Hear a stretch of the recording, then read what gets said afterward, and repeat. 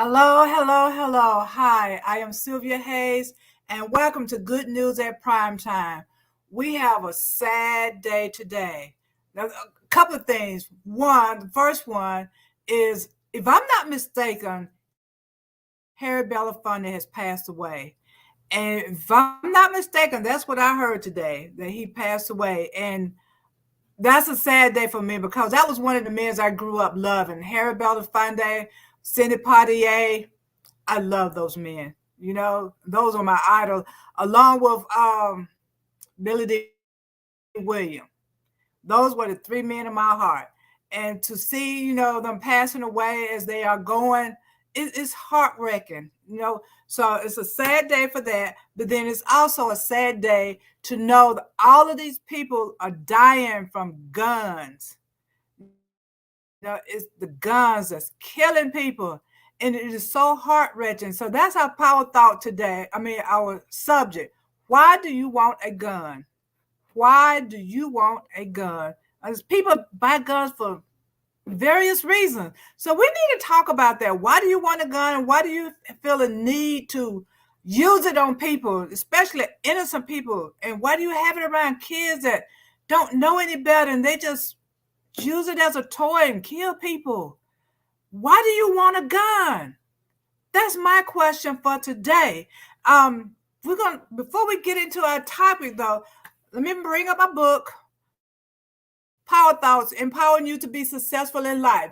You want to get that book, you can get it at ankproductions.com. ankproductions.com.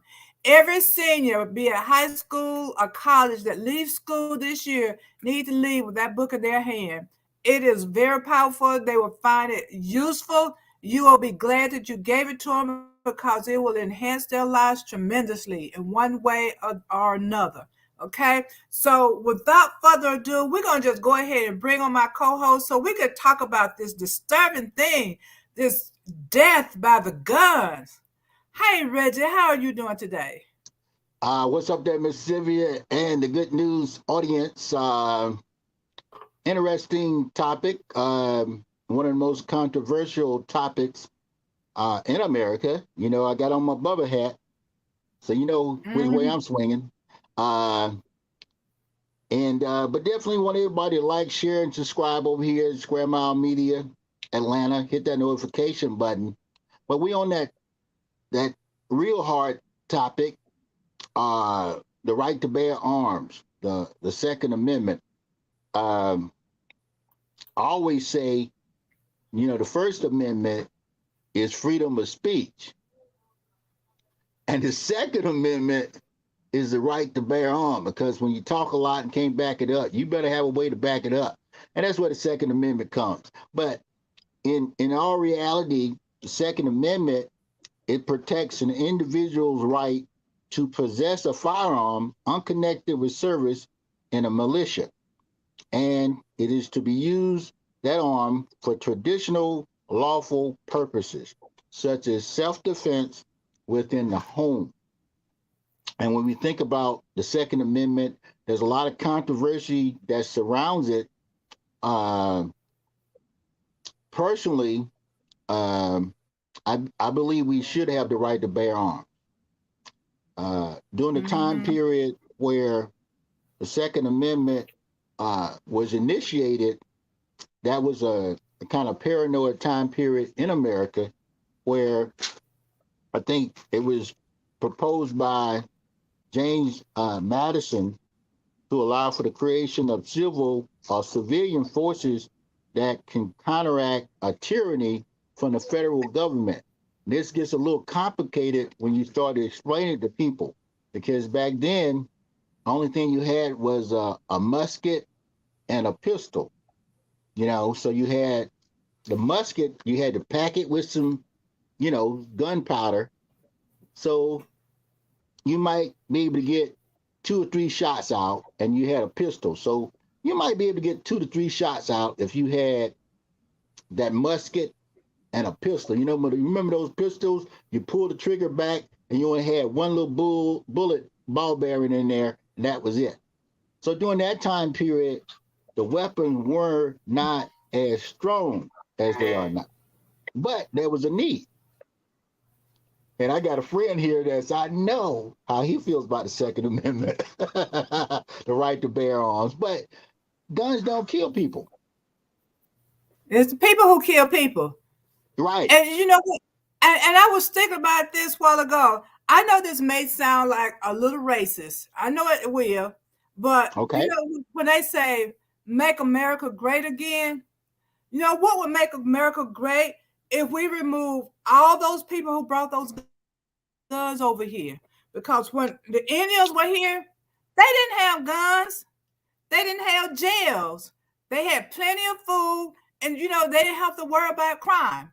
But when the invaders came over, they brought those guns and they Mm. started killing people and they started locking up people and taking people from their homes and stuff. America wasn't great anymore. It was great when they had the freedom to roam the country in freedom. That's when America was Yeah. great. So if you want America great again, you take away those people who brought those guns over here and killing up everybody. And they're the main one who feel like you have to have these guns. I mean, everybody else, of course, they're going to follow suit. They said we need guns, so we're going to want guns.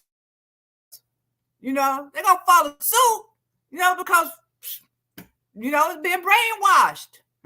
You ask me, they've been brainwashed. So that's my opinion. We don't need the guns. I mean, we don't need them. If you treat people right, you don't need the guns. You don't need them. And like right now, all of these people being killed, innocent people, drive up in your driveway and you get killed. Shot. That doesn't make sense at all. For a child to be knocking on somebody's door, ring their doorbell, and he gets shot. Well, and I'm chatting with a friend of mine online, and one of the things that he did bring up, and that adds to the fact that guns don't kill people. Now we live in a civilized society, and one of the ways that we're able to protect ourselves, uh, you know, and that's was the main reason for the Second Amendment, um, to and I want to read it here because I saw it and brought it up, and there's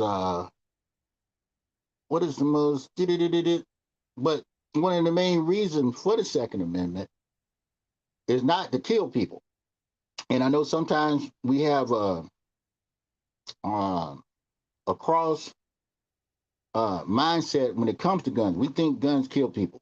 Now, personally, I think everybody should have a gun. If you're not a felon or you're not a crazy, okay? Now, the thing that I might disagree with is uh, weapons like AK-47s and things like that. I think I keep a shotgun at the house, and personally, I don't keep a gun on my person. Okay, but it's not the guns that kill the people. And when you talk about babies being shot with guns, that's neglect from the parents. Now, everybody, I think that everybody should have some type of training when it comes down to weapons. You know, by being a person in the military, when you got proper training, you have a tendency not to have accidental shootings. Uh, and that puts you in a different category. Now, one of the things that has happened, if they enforce the law, okay, if they enforce the law, a lot of these guns would not uh, be on the streets. I know we look at in a lot of urban communities, those are not registered guns, okay? A lot of those guns are being stolen, dropped in, and sold into the community. So therefore, you have a lot of urban violence with guns. Okay, but the average person, when you go out and legally uh, get your permit to own a weapon, and you get training and proper training, those people don't go around killing people or shooting people accidentally. Well, ask yourself this. First of all, You there? I think we might have lost Miss Sylvia's audio. But when we look at the guns, I know it could be controversial, but the average person does have a right to protect themselves, and that's your personal property or whatever. When we look at some of these mass shootings, and this is just my personal thoughts, should a person be allowed to have a AK-47 or arsenal? Okay, I don't think you need that much armament. Okay, however, we live in a country where a lot of people are scared.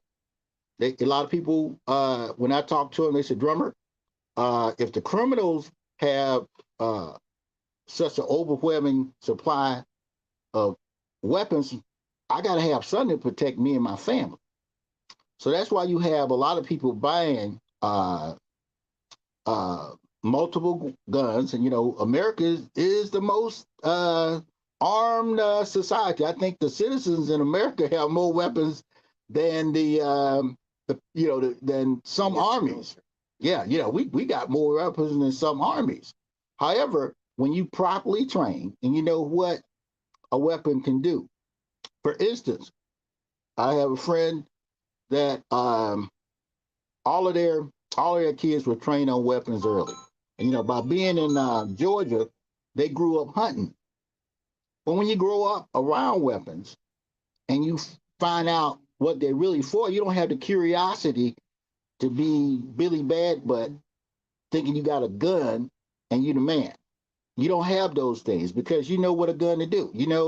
If you buy a gun to go hunting, whether it be a rifle or most instances a rifle, you're not trying to to kill an animal. Okay, so you don't have that curiosity factor to go in there and play with it. Okay, when you properly train on weapons, you don't have that, and you don't have as many young people getting shot or killed accidentally. Okay, also when you have people that know what a weapon can do, they don't go out using that weapon, keeping that weapon if they're drunk or they in a bad mindset. That just doesn't happen. A lot of the instances that we see on the media, and that's pushing against the rightful owners of guns, the people that go by the rules, follow the laws, and they have a tendency not to break the law. They just got that weapon there for protection. I'm gonna see, can I get my friend to get in to say something about? Well, let me say this. Okay, you gotta speak loud. When you and I were teenagers, I went to Decatur High School. Okay. Here in Decatur, there were kids who had trucks with rifle racks. Oh yeah. I remember, because I wasn't from Georgia, I remember how odd that was to me. I was from Northern California. Okay. They'd have an umbrella and one or two rifles in the window of that truck at the beginning of the school day. At the end of the school day, they still had the same thing in that rifle rack. Okay. Now, keep in mind, I'd never fired a gun before I went to Decatur High School.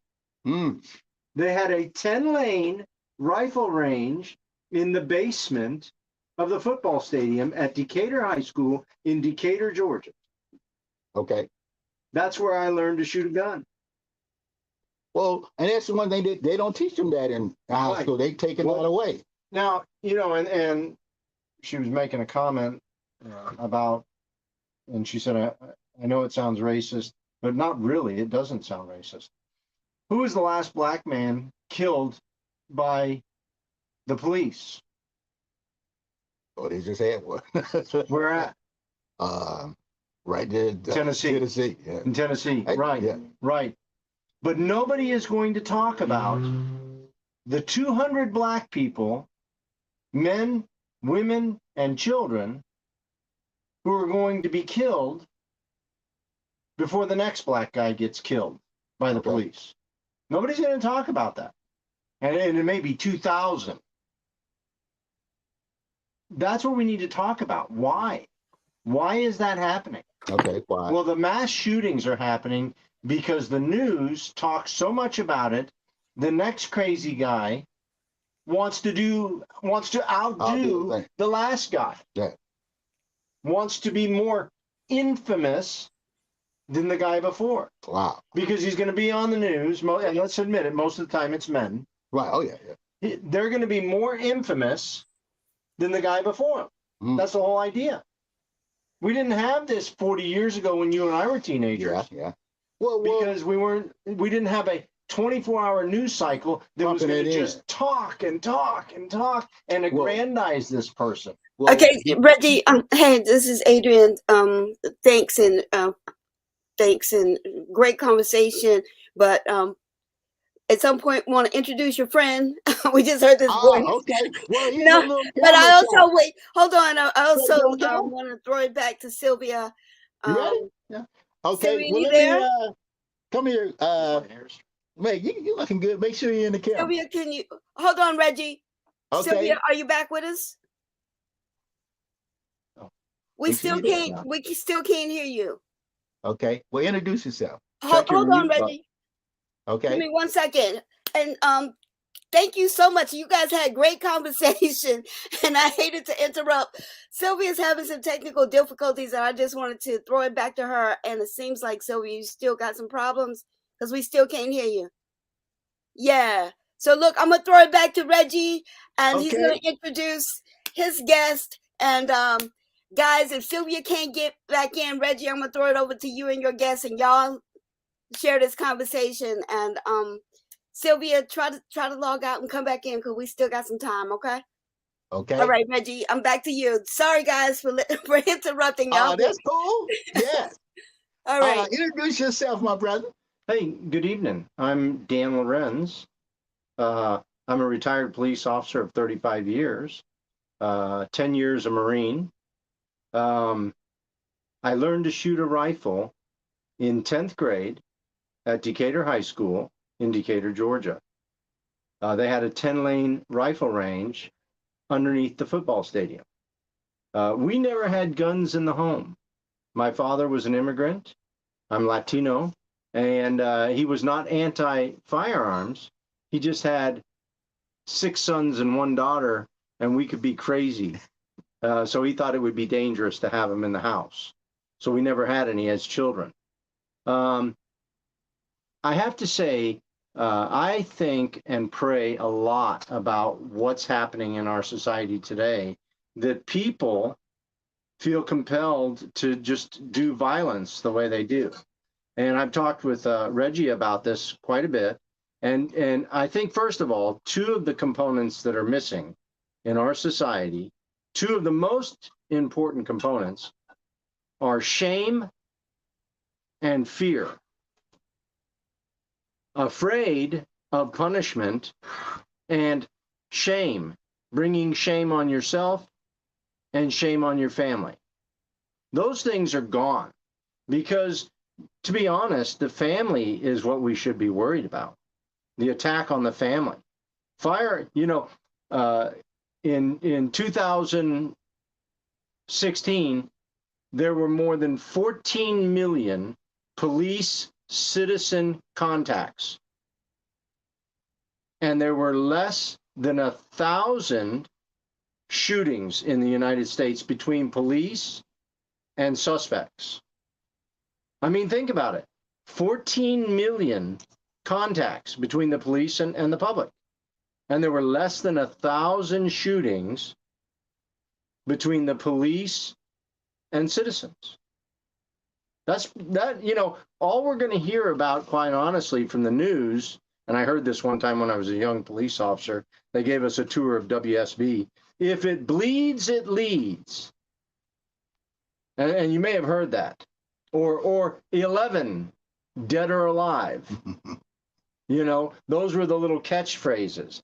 Because if it was a murder, if it was something violent, the news not only covered it, but covered it ad nauseum. They just overtalk it. Horrible tragedy happened. what do we really need to know about that? The suspect or the person who committed the crime has been caught and is going to jail, or they didn't want to be caught and they were killed. That's all we really need to know.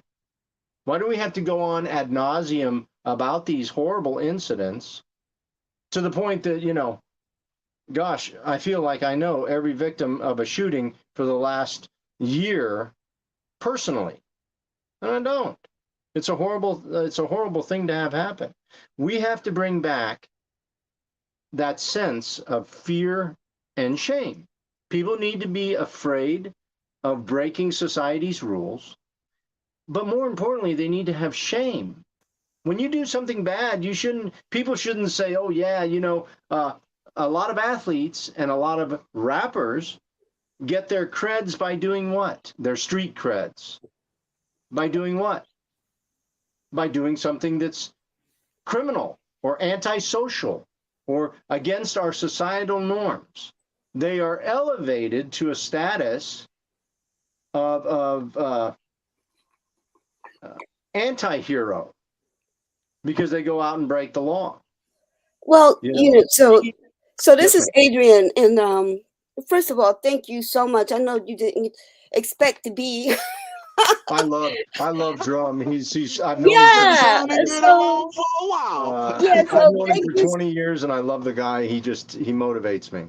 Thank you so much. So what county or city? Where did you serve as a policeman?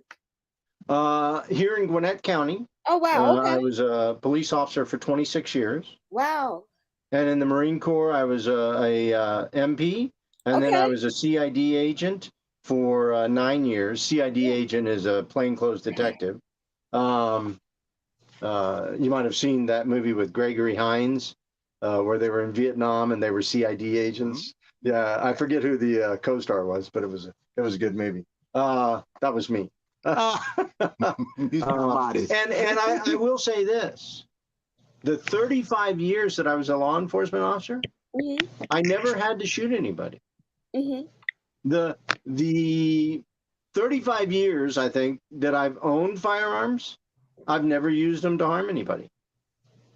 So it can be done. And I hope the Lord lets me continue my life that way until I die. I think what one statistic that doesn't get reported too often enough is that more people die from accidental gun use, because just because you buy the gun, you also need the proper training. You need to be able to, it comes with responsibilities. Lock them up if you have children, secure them, and just be safe when you have that. So I would like to hear your thoughts in terms of, let's talk about responsible gun ownership. Let's not debate whether you should or could have the gun. We have that right. But once you make that purchase and you meet the criteria, you don't have mental problems, let's take all that off the table. But once you buy a legal gun, what kind of things should you do to kind of, just common sense kind of things, or, what to protect your family and others? Sure. Well, years ago, 40, 50 years ago and longer, people learned to shoot a firearm growing up. They learned respect for firearms from adults, usually parents or grandparents, aunts and uncles. That's more uncles than aunts, probably. But my mom knows how to shoot a pistol, and she's 83 years old, and she has a pistol, and she's never accidentally shot anybody with it. First you have to go to, isn't it interesting that, of course, we have, 28 amendments to the Constitution, and the first 10 amendments are called the Bill of Rights. Mm-hmm. It's interesting that the First Amendment was free speech. And then the very next amendment was the Second Amendment. Okay? Some people will argue the First Amendment is actually more dangerous than the Second Amendment. Mm-hmm. Because how many people do you think Hitler killed with his bare hands, as opposed to with his mouth and his thoughts and his ideas? So it's interesting that the First Amendment was followed immediately by the Second Amendment. Now, I will say responsible gun ownership, like anything, starts with education, youth, young people. They learn things that they carry into adulthood. If you teach young people responsible gun ownership, and I just read an article that rifle teams are coming back into popularity amongst high school kids. And I used to teach firearms safety and familiarity at a private school here in Georgia to seniors. And it is a great class because a lot of the kids had already handled them, but oddly enough, a lot of them had never handled one. And it was always funny to me that there would be this little girl who was 4'11" who wanted, I would take them to the range the last day and let them shoot some firearms under my supervision. And the littlest girl would say, "Can I shoot that again?" Because it was fun and it was empowering. Remember, Samuel Colt said, "God made all men equal." The Colt made all men more equal. Yeah, well, I grew up in North Carolina. I'm a certain age, probably same age range as you and Reggie.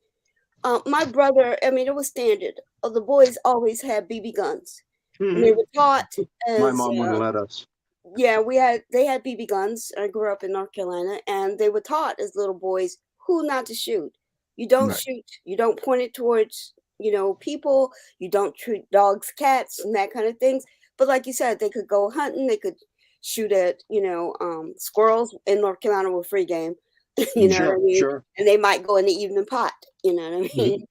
They were good eating, fried. Yeah. But also, I was my brother, his son's other thing was like boys got knives at certain birthdays. That was just something, where you got a hunting knife and you were taught how to use that. So it was customary. I mean, most people when I was growing up, my grandmother had a rifle in her house. All of the men in my family, they hunted. That's how they lived off the land. And so that's how it was a respect for that. But at the same time, the thing was, so you respected it, but also you were careful of it. You were taught a discipline around respect. A respect of it. You know what I mean? And also the children was, you don't touch your father's guns and stuff like that. And never use it in anger. That's what my children learned. When they were very young, 2, 3, 4 years old, I always had a gun on my hip. I always had a gun. And I would tell them, don't touch. That's hot. Same thing we told them about the stove. Right. But when they got older, 6, 7, 8 years old, then we would talk about the gun because now they can ask questions. They're more reasoning. They haven't attained that age where they're ready to shoot, but explaining it to them made it not a taboo. Children, if you put something behind a door and tell children, now stay out of this one room, well, where's that one room they're going to go? Right, exactly. It's like God told Adam and Eve, don't eat from this tree. Leave it alone. Leave it. Everything else in the garden is for you. And what did they do? Well, Eve did. No, Adam shared in that sin too, because he ate. I'm back. Can you hear me? Oh, yes, we can hear you. We can hear you. Okay, good. Yeah, so I'm going to turn it over to Sylvia. But my last point, let's go back to that Second Amendment. The founding fathers could not have imagined automatic weapons. Back in the day, it was a musket, right? Or you had to put powder in it.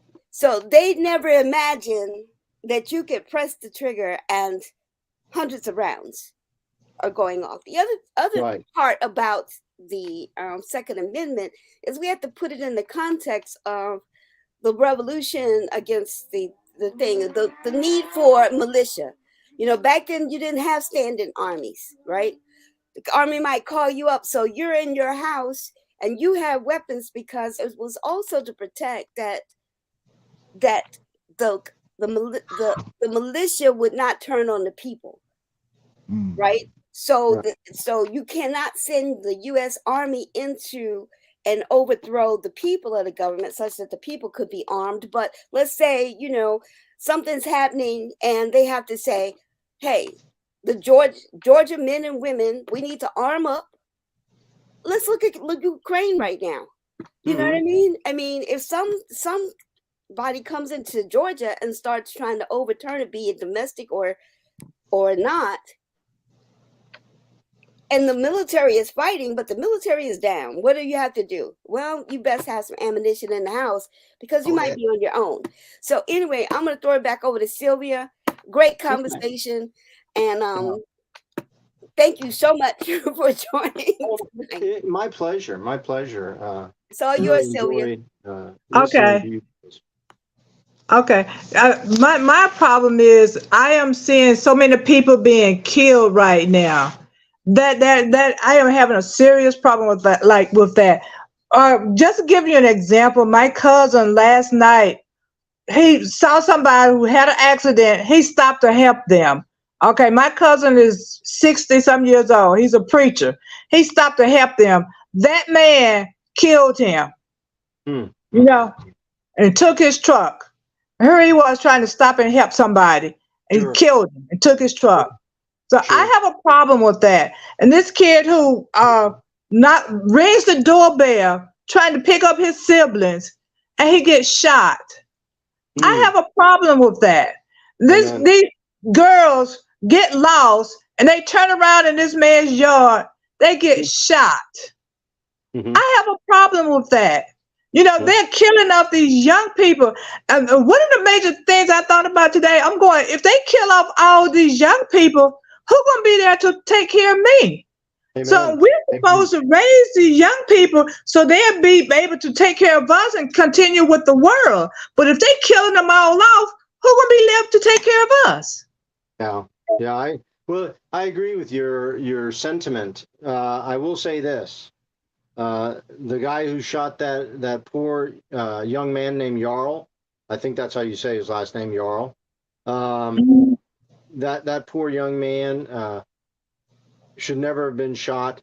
But what is happening? That guy who shot him is now going to face justice. He is in police custody. He is going to face justice. His neighbor on the right of him and his neighbor on the left and the people across the street and all around his neighborhood, they're not violating the law. They're doing what we expect. In a civilized society, they're obeying. The guy who shot that young lady, he is going to face justice. He's under arrest. He's going to face justice, and hopefully he's going to be put away for a long time, which he should. But that's how our system is set up.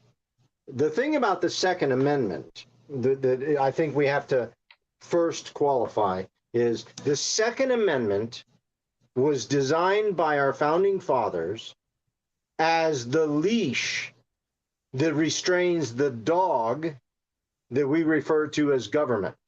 It's the stick that keeps the dog we refer to as government under control.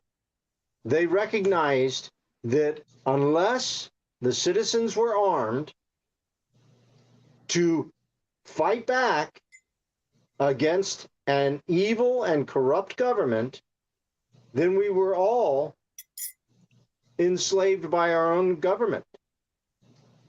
It's horrible. I've talked about this with some people because you may remember that it was Lincoln at Gettysburg who said that a house divided cannot stand. Right. This country has gotten about as divided as I can recall in my lifetime. And prior to that, I guess it was during the Civil War. When you get this divided, when you get this far apart, certainly one has to consider the possibility that we might have another civil war. As a soldier, as a police officer, that holds no romance in my heart. War is horrible, usually started by old men who send young men to die. It's a horrible thing. But the Second Amendment is that leash that restrains the dog that we know as the government. Now, you said something about machine guns. First of all, machine guns are not widely owned. The National Firearms Act of 1934 put heavy restraints on fully automatic weapons. This assault rifle thing that you hear is really a made-up term by people who are just against private gun ownership. Okay? It's just a semi-automatic rifle. It's just a semi-automatic rifle like the hunting rifle that your grandfather might have had. It's just a semi-automatic rifle. In fact, the AR-15, which shoots a 5.56 or a 223 round, is minuscule compared to the 30-06 and the 30-30 and the 45-70. Those things are huge. If you throw a 45-70 at somebody, it hurts. It's a big bullet. It's about the size of my finger. Okay? It's just the difference between semi-automatic, which is what the young lady used there in Tennessee when she went into that school. It was a semi-automatic weapon, which means you have to squeeze the trigger for each round to go off. It's not an automatic weapon. It's a semi-automatic weapon. But I'll say this also. If you did away with all guns, guns are not the root of all evil. Guns are not the root of the evil. In Australia, they did away with firearms, private ownership of firearms, except in some very, very specific cases. And in the UK, they've done away with firearms. And Japan, where I lived in Japan, no firearms, no private ownership of firearms. They had a mayor who was killed on the steps of the civic building in the community that he was in. And then they just had the former prime minister, Abe, killed by a firearm in a country that says they have no private firearms. Okay? So, in my opinion, my humble opinion, it's not the gun. You know, what does the commandments say about thou shalt not kill? Kill, thou shalt not kill. Yes. It doesn't say that. It does not say that. It does not say that. It says, thou shalt not commit murder. Killing is a chore. It's an act of the hand. Murder is much more vile, much more heinous. It's in your heart. And God knows what's in your heart. He knows every thought you've ever had and every thought you're going to have. Murder is what the commandment says. Killing is sometimes necessary. Killing is, you know, if you like chicken, and I love chicken, you got to kill some chickens. You know? Killing is necessary. Murder is in your heart, and it is evil. And vengeance is mine, saith the Lord. Kind of like Cain murdered Right. Abel. Right. He didn't kill him. He murdered him. Right. And it was in his heart. So you got to remember that if you do, now the problem that Australia and the United Kingdom have right now is they have a huge problem with knives. Ooh. I know a police sergeant in Australia, in Victoria, who says, you know, they walk around there like in groups of 5 or 6, all the police. They don't go around by themselves. They don't patrol like we patrol here in the United States. They sit in the police station until they get a call, and they call that a job. And they go out like 4 or 5 of them and handle the job. Okay? But they wander around together with metal detectors, looking, you know, the ones, they're looking for people who are carrying knives. I don't know if you recall, I think it was last year or the year before, they had the guy who stabbed a whole bunch of people. Yep. You know, it's not the gun. it's the behavior. It's the evil that's in men's hearts. You know, when I say men, please understand, I'm not discounting women also. I'm just using Yeah, the general, the general term. But I honestly, understand. it's what's in your heart. And we've got some people, I can remember when, and perhaps you guys can too, when everybody didn't say to a 15-year-old who was unwed and expecting a baby, "Oh my gosh, how wonderful." They said, who is this young man? Mm. And is he going to do the right thing? And have you considered how you're going to raise a child with no education and no money? That's why we have. I saw something on TV the other day of a bunch of kids in the Walmart in Chicago, a bunch of teenagers, eating food, just opening packages and eating it, just whatever they wanted, with What? no fear and no shame. Yeah. I mean, they're showing their faces. They're not covering up their faces. They're just going through eating stuff, just eating whatever they want. I didn't steal things because I was afraid. I was afraid that I would get in trouble. Right. And I was afraid that my parents would be ashamed of me. So I didn't do it. Now, we can argue till the sun comes up who's the one at fault for that. But does that really matter?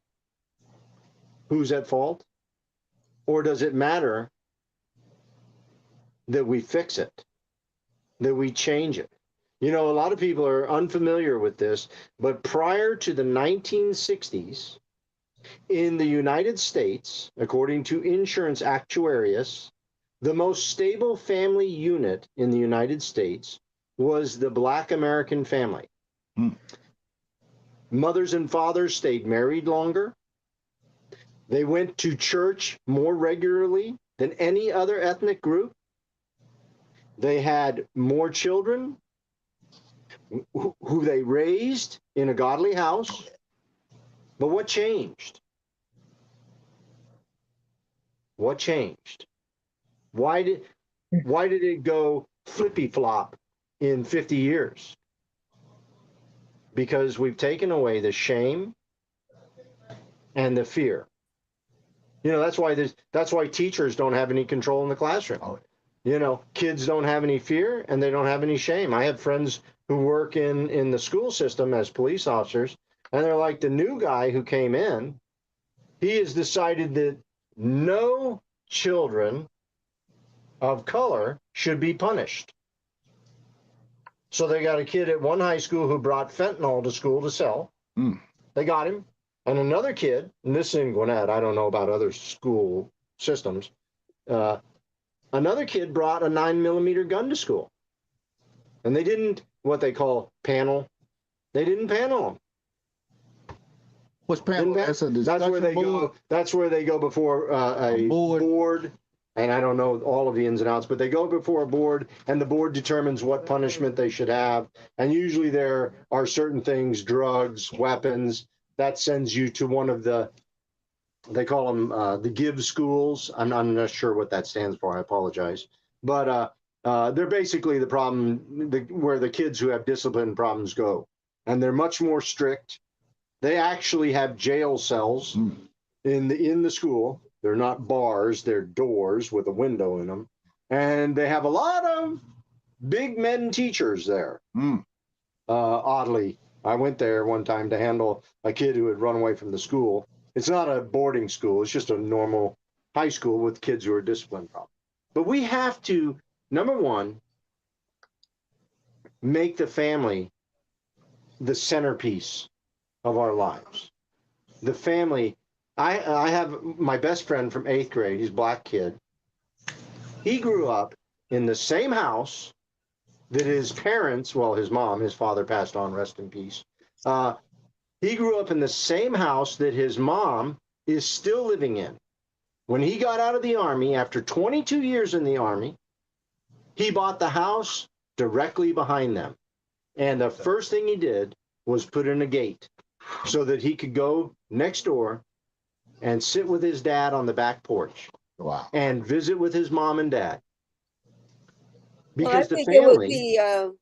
I think that, first of all, I mean, you brought up a lot of interesting topics, but when you speak of, the state of Black families in the 1950s and 60s and compared to today, that would take several hours of analysis to understand and to decipher the systems of racism and a lot of things that's happened in American society. And it's not just affecting just the Black community. I would dare say the Hispanic and other minority populations as well, but also, for example, the proliferation of drugs is just reaping havoc from Appalachia to urban communities. I mean, it's bad when you look at the unemployment in a lot of things around the country. And I mean, that ebbs and flows, right? I mean, sometimes, but rural America can be very hard hit when there's no jobs in these places and stuff like that. So there's lots of things that's happening. I mean, some would argue, and I wanted to throw this question out to you and Sylvia and get your perspective on it. Again, what do you think about just the change in media over these past 50 years? The introduction of video games, the introduction of, music. I mean, I remember as a kid, rock music was, our parents didn't like rock music. They thought that was a threat to American society. Of course, rap music came in, and every time youth are always going to challenge the system in the way that you do it. So they're going to find their ways of, representing themselves. But some would argue that rap music has done it. Clearly, crack cocaine and other things that have been introduced to our society and stuff like that. But I wanted to ask you guys your thoughts in terms of, video games, in terms of, there's some that, I mean, they're very violent. But they, there was a fight to even get proper labeling, parental controls on these things so that parents could censor and make decisions for their children in terms of, should a 10-year-old be playing Mortal Kombat or some of the more real life kind of things. So I just want to get you guys' thoughts in terms of media, movies, and stuff like that. What's your thoughts on that? I think video games could be devastating for some people because young people can't always distinguish what's real and what's not. And so they may get, a gun and go into the streets and kill people and not think about the consequences of it simply because they play video games on TV. I mean, on the video games. So they don't, it can brainwash a kid. Let me tell you this. Okay, when I first started off into the entertainment industry, I was watching the news, and they were interviewing this kid that was he was in prison. I think he's going to be there for life. And they said, "What made you do this? Where'd you get this idea from?" He said, "From television." From then on, I vowed not to ever do anything that would corrupt a child's mind because these video games, some kids' minds are weak. They're not as strong as everybody else, so they can't distinguish what's real and what's not real, what's very harmful and what's not harmful. Some of them can't distinguish between the two. So I think some of these video games are horrible for kids and they shouldn't be out there. Kids shouldn't be allowed to play them. That's my opinion of it. Yeah. So again, that goes back to parenting when we talk about the guns, when we talk about anything, even when you got knives. The involvement of parents is super important. When you look at some of the things that we did not do, I just had a conversation with another brother earlier. There are certain things that it didn't even cross my mind to do. When they looked at my grandmother had a shotgun. She showed us what a shotgun was. You know, it didn't move or motivate me to want to go play with it or take it to school. You see what I'm saying? Right. The movies, the TV shows, a lot of times because people sometimes don't want to be bothered with their children that they brought into the world. So they watch these video games all day long. When you look at a lot of the kids that go into these shootings of schools and malls, a lot of them are indoctrinated into just repetition of seeing these games over and over. The parents didn't interact with them. Nobody else interacted with them. No guidance, no supervision. And then you become a person that acts on that. When we were seeing, you know, I'm growing up and I go through Mickey Mouse, Donald Duck days. We didn't watch those shows over and over and over and over and over again. I think when wrestling first started, that's when people, especially my age group, or karate flicks, we thought that we could go out and, you know, do the karate thing or do the wrestling moves. But again, it goes down to the parents. I'm gonna let Dad say one little closing. I will say this, and I don't mean for it to sound like it's only a black problem. It is a black problem. It is a white problem. It is a uniquely American problem. Ooh, yes. This is a problem that transcends race. It transcends ethnic identity. It transcends sex, apparently. Now we have women doing this. It is an American problem, and we will not satisfy that problem unless we face it as Americans together, not as a black person, not as a white person or a Hispanic person or an Asian person, but as an American. We have to come together and recognize that, you know, it's very odd. I've lived all over the world, and I have found this very odd. People in the farthest reaches of this earth, created by God, share the same basic wants and desires as I have. They want safety for their family and for themselves. They want opportunity. They want to be able to pursue a dream. And they want to be able to do it the way they want to do it without breaking the law. You know, think about it. What other country on this planet created by God do people leave their country by the thousands and the hundreds of thousands to come to this country? What other country in the world are people going to in the numbers that they're coming to this country? And what is it? In the words of Simón Bolívar, the great liberator, freedom, not something learned, placed in the heart of every man by the hand of God. Men don't have to learn freedom. They already desire it. It's a basic human instinct. We have to approach it as one people.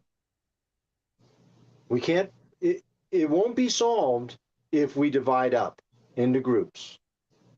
We have to face it as one people. That's something I found to be That's a very good thought. That's a powerful thought. Thank you. Thanks for the input, Big Dad. I told you I was going to get you on this thing. Always be safe. All right. God bless you. You know, when we think about, again, our topic was why would you want to own a gun? But again, it's not the weapons that kill people. It's the people. One of the things that Dan did bring up, when we start to look at what's causing some of the problems, okay? Now, a lot of people are in fear. I think that the gentleman, the 84-year-old guy that shot the young black guy, they said he watched a lot of repetitive, like the video games, a lot of the news over and over and over and over again, and you can get into the mindset that everybody's coming to get you, everybody wants to take you out, and when somebody knocks on your door, you can put yourself in a mindset that you'll hurt them, even if you're not thinking about hurting them initially. Now, I know sometimes it looks, because we see, especially when you see black people or you see people from different races, but I think when people face it head on, no one wants to see their child shot for knocking on the wrong door. No one wants to see their child shot, killed, or maimed for walking in a church, a mosque, a temple, or a mall. So all of us want those things. I think as we face the facts, going back to what the Second Amendment was, and here in America, it's really not about the ownership of a gun. We can debate whether or not they have to have guns with multiple rounds and things like that. I think, in my opinion, you know, I don't want to own a machine gun or semi-automatic. Now, I think you have to have background checks.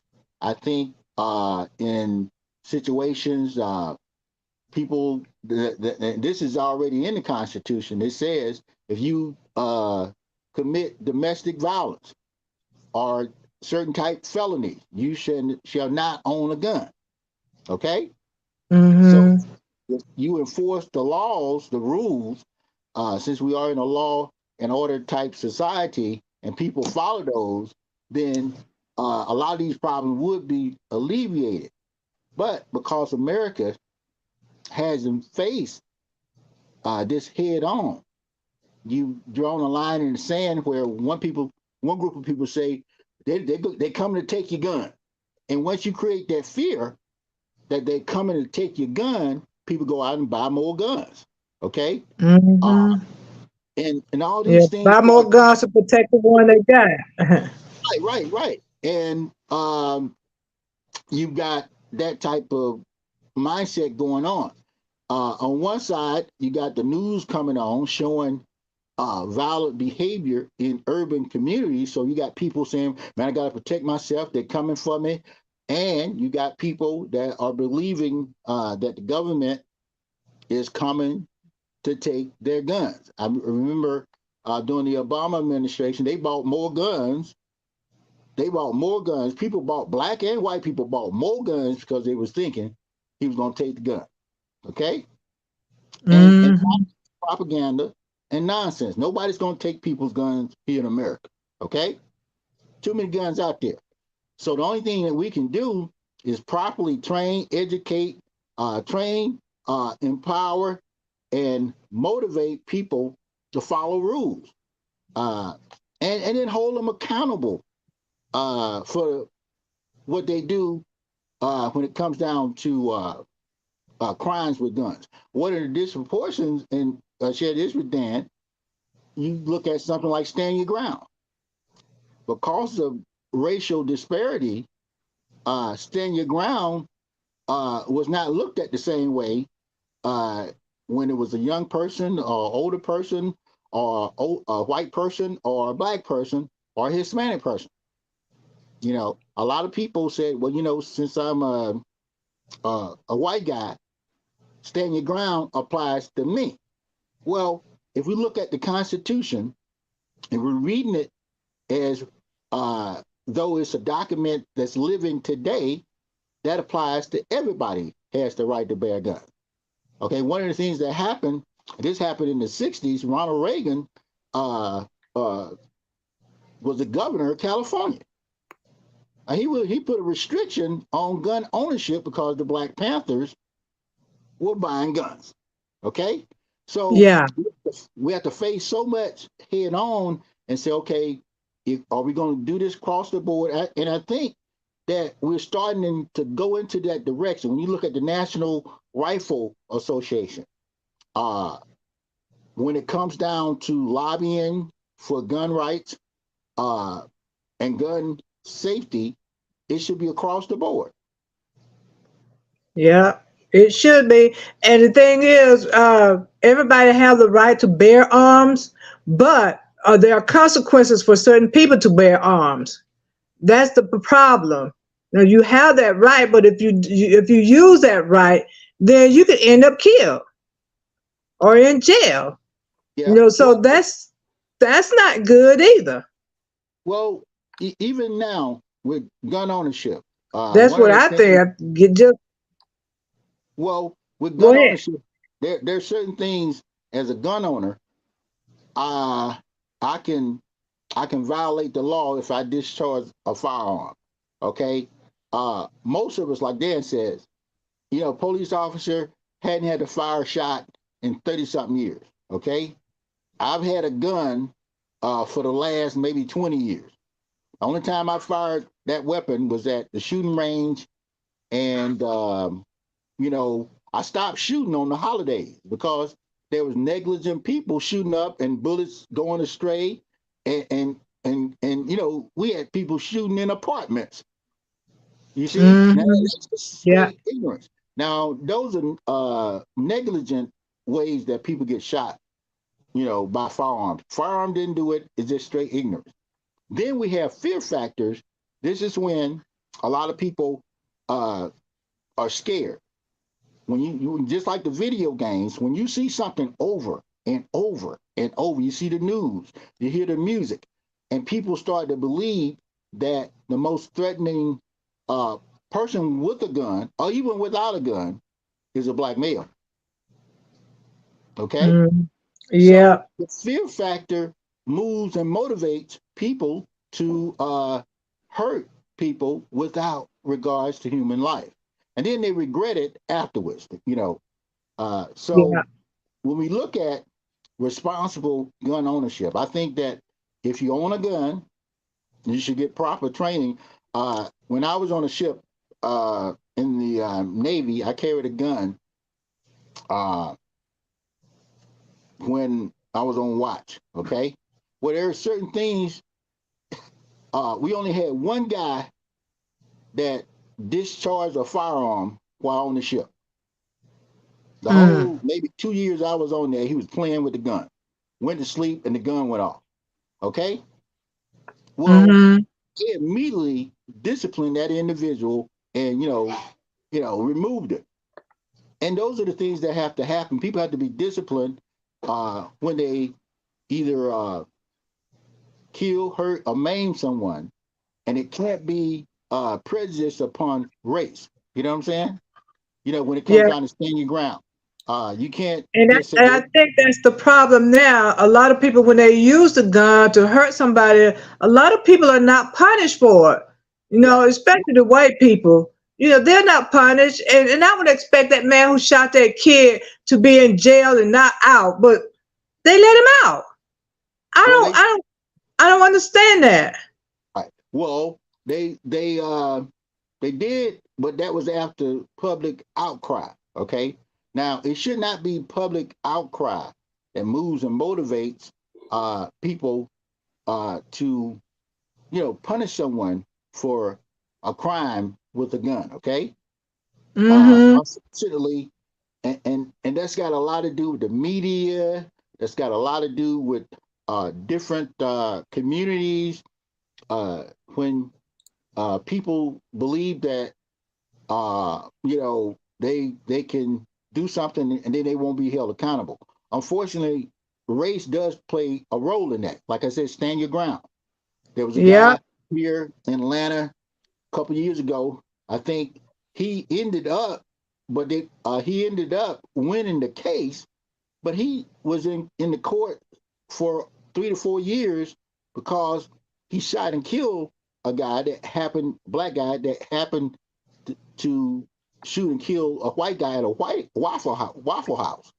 And this guy was a police officer that shot the guy. The guy, I don't know what happened, followed him out to his vehicle. They got into something, and the guy went for his gun, and he went for his, and the black guy ended up killing the white guy. Well, first, initially, they locked him up. It was down, I think, down in Henry County. Well, when the law is applied fairly across the board, that's when justification can happen. Unfortunately, and this is goes again, it's not the guns that's killing people. We have to look at the policies, okay? The policies. What happened when somebody Mm-hmm. shoot, kill, or maim somebody, okay? accountability is critical. If in a case a mother or father in neglect leaves a gun out and the child gets killed with the gun, they prosecute that individual.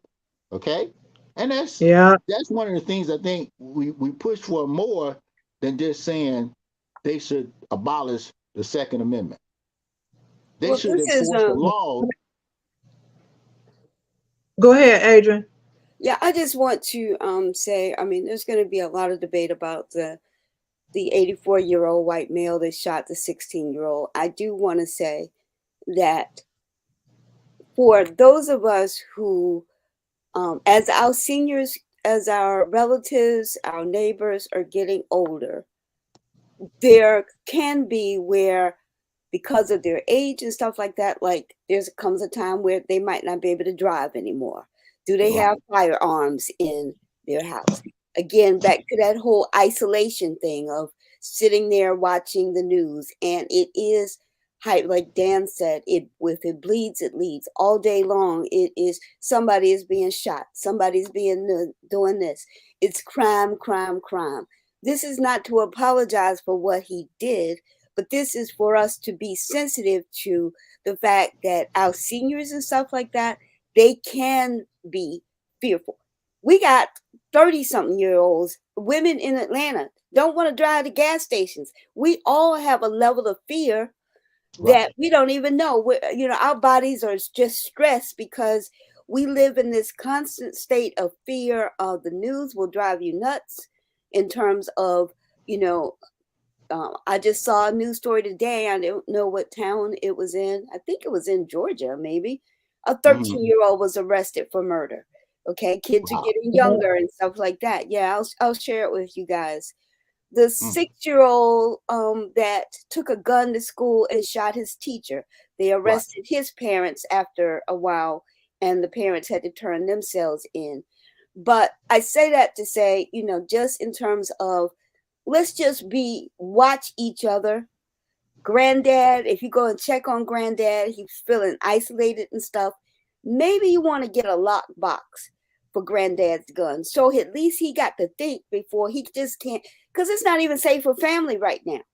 Like for some of us, we have a key that we can go into our mom and them's house and we don't even have to knock on the door. Well, what if they scared and they just pull out their gun because they didn't know that it was Reggie, because Reggie came in and, hey, mom, I just stopped to check on you. And they scared and they pull out a gun. So we got to be aware of the people around us and think about, there's going to be lots of debates in the court whether or not he intentionally killed that kid or was there some psychological factor. I think for the rest of us, we just need to be conscious of, if we can, for ourselves, say, you know what, I'm not going to drive anymore. Hey, maybe I need to get a lockbox for my guns. I know here in Atlanta, City Councilman Antonio Lewis has introduced legislation to offer free lock boxes because so many people are stealing cars and people have their guns in their cars. And so he's trying to give gun owners in Atlanta that might not be able to afford the lock boxes, that they can get this and secure their guns. So it's going to take a kind of an emotional kind of thing to kind of sort this thing out, to figure out what is the right mix of our rights plus public safety. Okay. Yes, you had the right under Second Amendment, but we want to have a safe society. And how can we do that as well? Yeah. And I think they should take some of that violence off the television, because that's corrupting people's minds too. Even adults can be corrupt, with that stuff.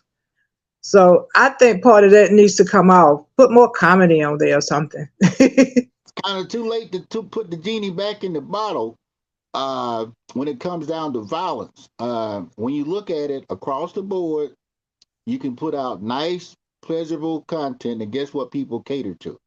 Now, we can pour clean water into the glass, and that's good stuff, but it's going to take a lot of that. And then, again, it goes back to the family. You know, if you see, you know, when I was looking back in the day, when I would just soak up comic books, okay, my grandmother would also make sure I read some other stuff. You know what I'm saying? They just wouldn't let me just sit there and read a comic book all day long. And Right. this paper, you see what I'm saying? This they had some. I had to get some other stuff going where my mind wasn't thinking I was Superman. Then I'm gonna jump on off the top of a building because I think I can fly. Because I've read this comic book over and over and over and over again. Well, movies. I was recently in a house, and there was a little guy. He's about 6 years old, and he knew every line from this movie. And it Mm. was a violent movie. Not every line, but he knew the violent lines. You know, Yeah. make my day. And I already knew where that was coming from. Now, you know, that meant that somebody let him watch that because he didn't buy that video. He been watching that over and over and over again. So again, fear can cause us to do some things that we will regret. And a lot of things that are happening with gun ownership, one of the things they're doing is just because you buy a gun and all this weapons, you still got to be responsible for what that weapon does. You know, when people buy guns and don't put them in safes, if you got a multiple guns, it'll be mandatory that you got to have at least a firearm safe. When you buy a gun, it's optional now, but to have a lock on the gun. A lot of people, because they're driving around in the cars, they scared. You know, I was riding with one of my nephews, and I was talking to him. I said, "Well," he said, "Unc, I keep one in the chamber."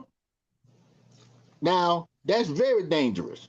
Okay, that's a very Yeah. dangerous situation. I had a conversation with him. I said, "Well, what's going to happen if you, because you don't know what these so and so going to do. You got to be ready. You got to be ready." Well, that's a fear that's in him.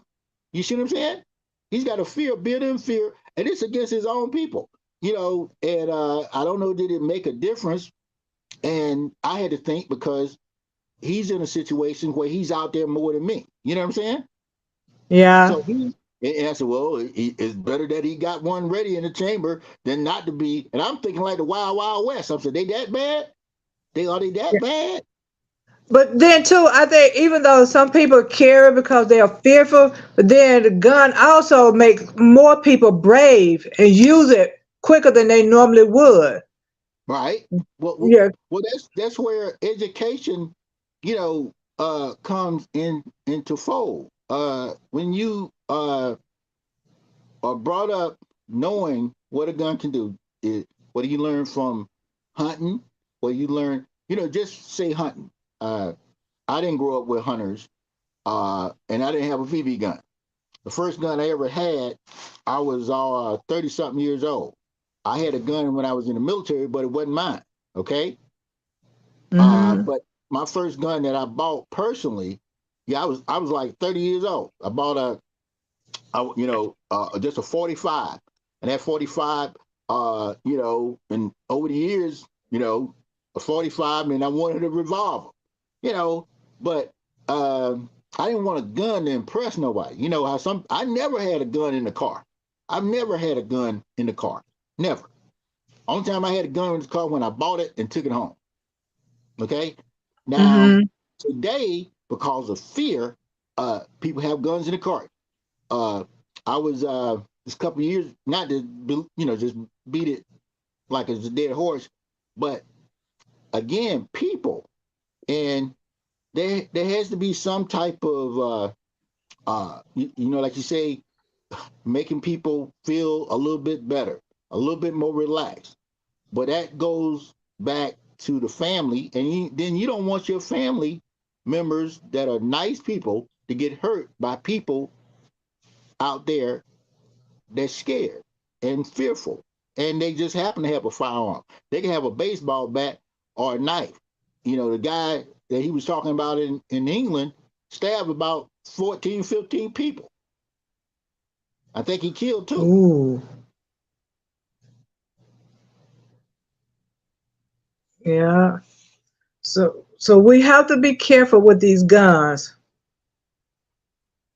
responsible. Yes. So yeah, definitely have to be responsible and careful. So our time is about up. But my thing is, please don't use a gun if you don't have to.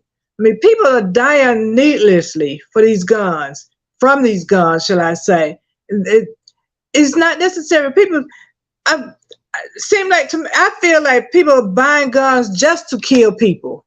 That's the way I feel, because, and on top of that, if you put God back in school, you won't have to worry about that. Well, some of it, because they took God out and put guns in. I know You know, I know a preacher carry a gun in his Bible.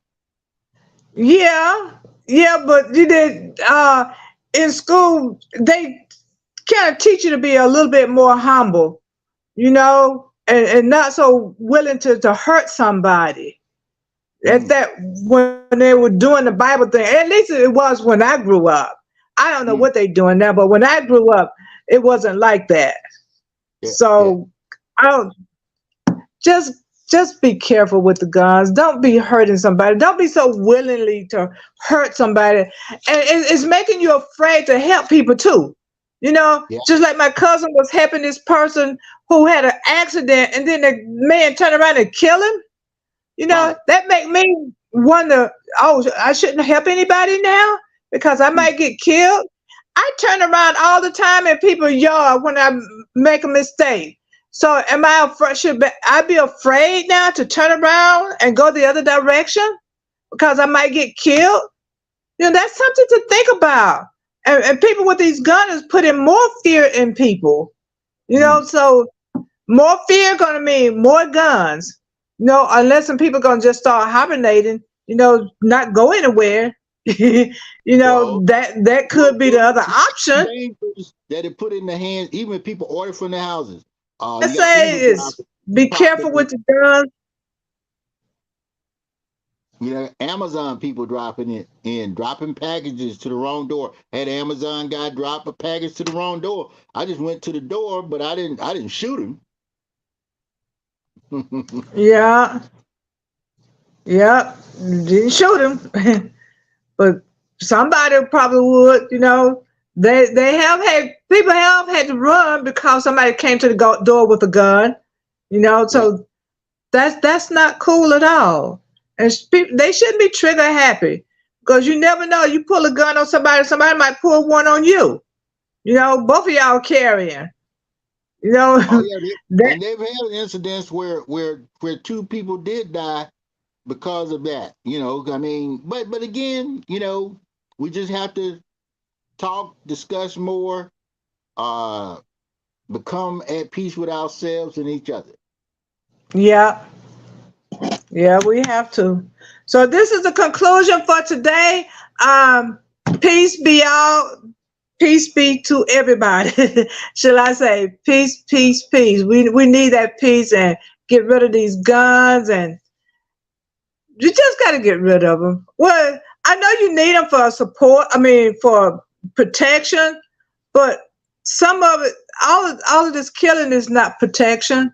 That's being trigger happy and not caring. And what people don't understand, if you're doing all this killing, how quick do you think you're going to go to heaven?